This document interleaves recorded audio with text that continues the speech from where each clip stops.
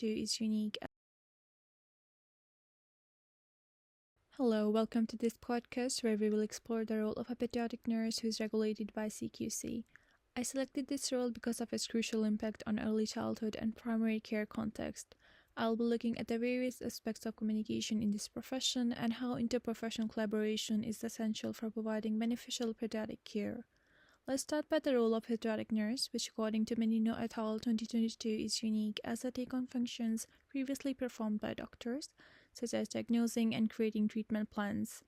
According to Edgerton 2012, they offer pediatric expertise like child-friendly care, medication calculations, and provide home care while ensuring that the treatment is current and evidence-based. Now let's talk about communication and interprofessional collaboration and their importance.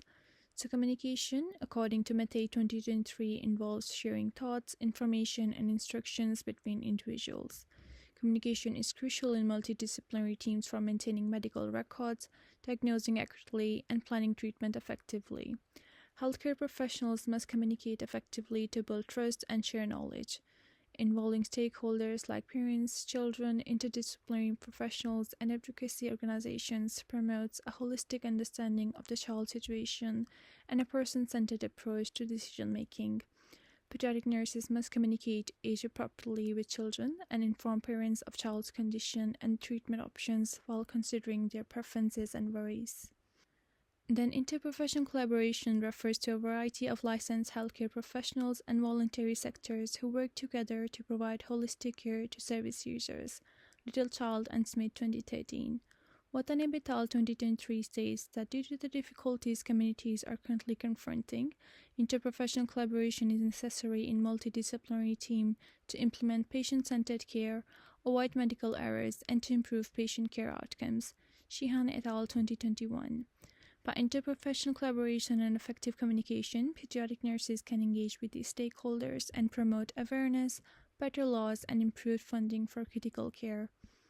So next, I learned from Hearn and Tomale in 2013 study that the three main types of communication are written, verbal, and nonverbal communication.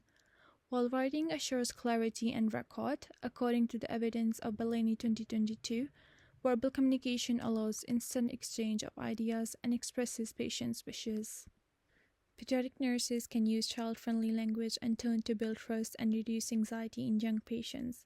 According to Pete 2017, nonverbal communication, including body language, facial emotions, gestures, and vocal noises of pediatric nurses, can convey empathy and comfort to children and their families.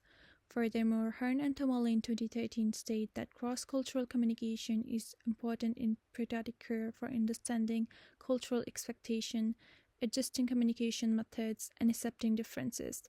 To respect different views and beliefs, pediatric nurses need to develop cultural competence. They can modify care methods by considering Hofstade's dimension based on individualism, power distance, uncertainty avoidance, and more. Cultural awareness guarantees effective care for young patients regardless of their background. According to Elkington 2022, pediatric nurses should always use inclusive language as well, because it avoids use of words or expressions that would stereotype or exclude people, and it fosters a friendly atmosphere, avoiding prejudice and preconceptions.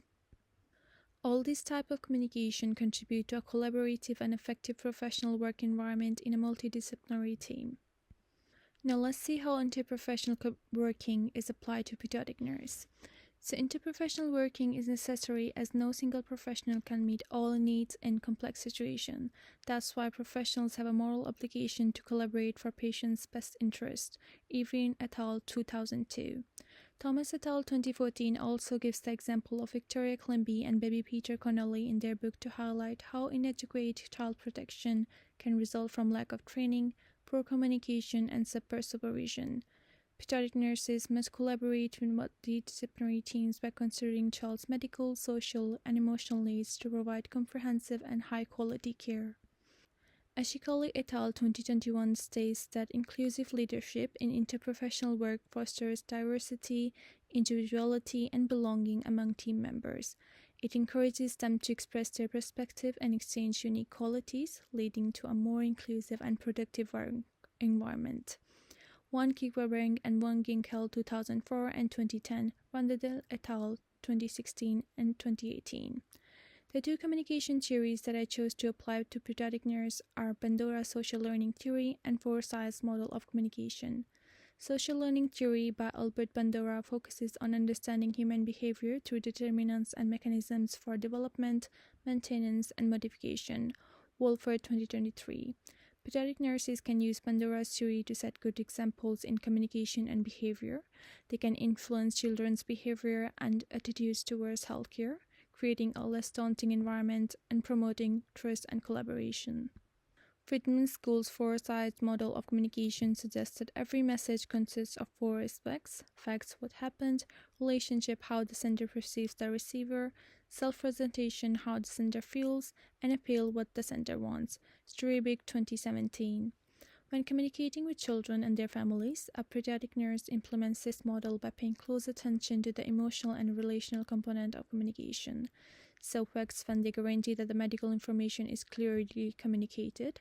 Self-presentation is when they show empathy for the child's emotions and builds a trustworthy relationship.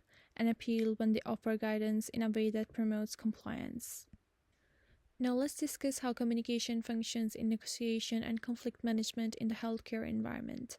Effective communication can ease tensions and bring forward positive solutions while negotiating and managing conflicts.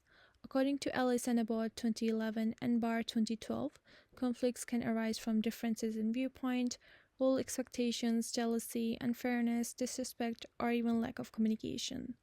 Microaggression, according to Torino et al. 2018, also leads to conflict, and it is subtly or openly negative comments aimed at oppressed people. In pediatric nursing, it can lead to hostile work environment, increased stress, and job dissatisfaction. Effective communication facilitates early conflict prevention, active listening, exchange of clear information, raises awareness, offers diversity, and addresses offenders. Misili et al. 2000. Now let's discuss two conflict management frameworks and their use in resolving issues during team negotiations. The Thomas Kilmann conflict mode instrument and the dual concern mode are conflict management frameworks used in team negotiation in the pediatric nurse role.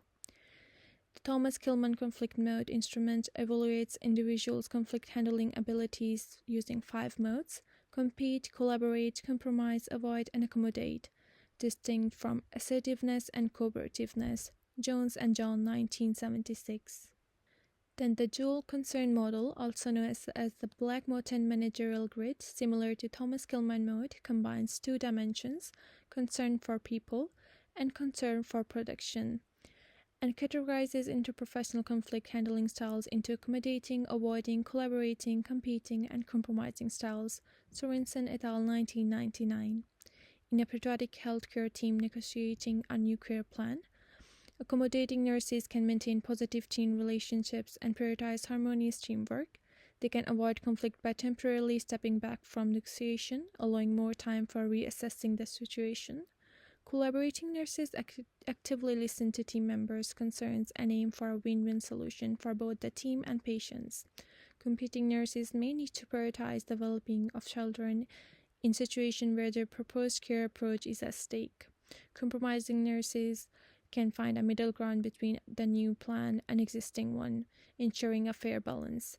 These frameworks allows pediatric nurses to navigate conflicts effectively, contributing to improved care plan that prioritizes the team dynamics and the well-being of pediatric patients.